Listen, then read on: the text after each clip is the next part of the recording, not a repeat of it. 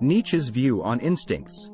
Nietzsche, the renowned philosopher, believed that instincts, which he used interchangeably with biologically and physiologically ingrained drives, were of greater significance than psychological factors.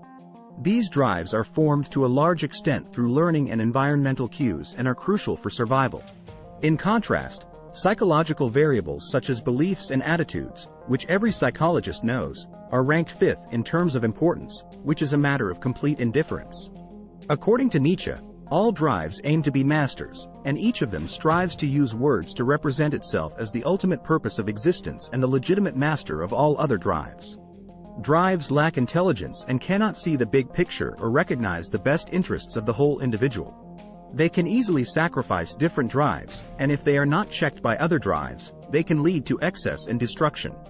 However, had other drives been in power, they would have behaved similarly, as often seen in state politics. Our drives, which Nietzsche calls sovereign instincts striving for mastery, are like Little Red Riding Hood's wolf in grandma's clothes, and our carnal desires or desires for power can masquerade as Christian values. Drives can use the I pronoun to make us think that the wish of a particular subpart in a multiplicity is the wish of the whole self. However, we can detect such maneuvers and distinguish between a drive and its misleading expression only after the need has been satisfied.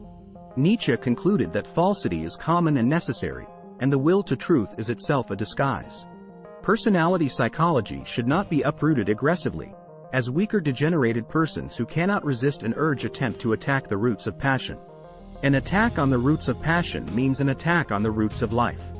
The spiritualization of drives leads to the creation of demons, which are a richer inner world and humankind's growing inwardness. For instance, aggression becomes striving for knowledge, the ability to lie and dissimulate turns to art, and hostility becomes creativity.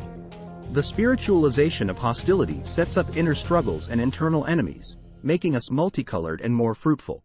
Those who can contain inner tensions and struggles without escaping to peace of mind remain young and active. In contrast, a cow-like, moralistic self-satisfaction leads to degeneration and aging.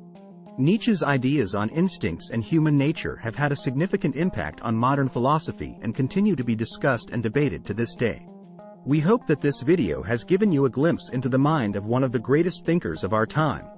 If you enjoyed this video, please give it a thumbs up and don't forget to subscribe to our channel for more thought-provoking content.